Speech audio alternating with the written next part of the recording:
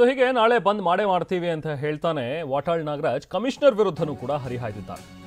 ಮುಂದಿನ ಹಂತದಲ್ಲಿ ಈ ಬಂದ್ ಎಲ್ಲ ಮುಗಿದ ಮೇಲೆ ನಾವು ಕಮಿಷನರ್ ವಿರುದ್ಧನೇ ಹೋರಾಟ ಮಾಡ್ತೀವಿ. ಪೊಲೀಸ್ ಕಮಿಷನರ್ಗೆ ನಾನು ಯಾರು ಅಂತ ಗೊತ್ತಿಲ್ವೇ?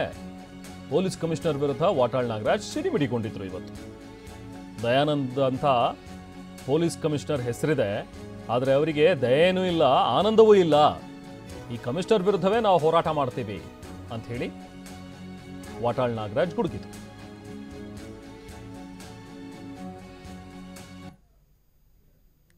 ದಯಾನಂದ, ದಯಾ ಮತ್ತು ಆನಂದ, ದಯಾ ಮತ್ತು ಆನಂದ, ಇವ್ರಿಗೆ ದಯನೂ ಇಲ್ಲ, ಆನಂದನೂ ಇಲ್ಲ.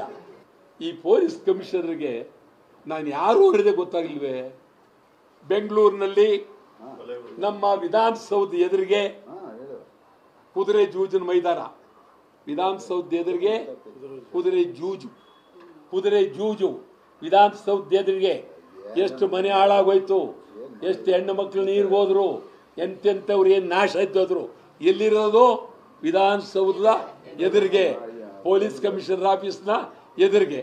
ಅದು ನಡಿಬೋದು, ಧಾರಾಳವಾಗಿ ನಡಿಬೋದು ಅದು.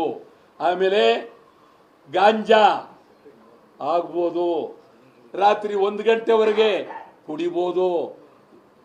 ಇದೆಲ್ಲ ಬೆಂಗಳೂರಲ್ಲಿ ಕೊಲೆ ಆಗ್ಬೋದು, ದರೋಡೆ ಆಗ್ಬೋದು, ಸುಲಿಗೆ ಆಗ್ಬೋದು, ಲೂಟಿ ಆಗ್ಬೋದು, ಅತ್ಯಾಚಾರ ಆಗ್ಬೋದು. ಇದೆಲ್ಲವೂ ದಯಾನಂದ್ ಅವರ ದಯೆಯಿಂದ, ಅವರ ಆನಂದದಿಂದ ಇದು ನಡೀತಾ ಇದೆ.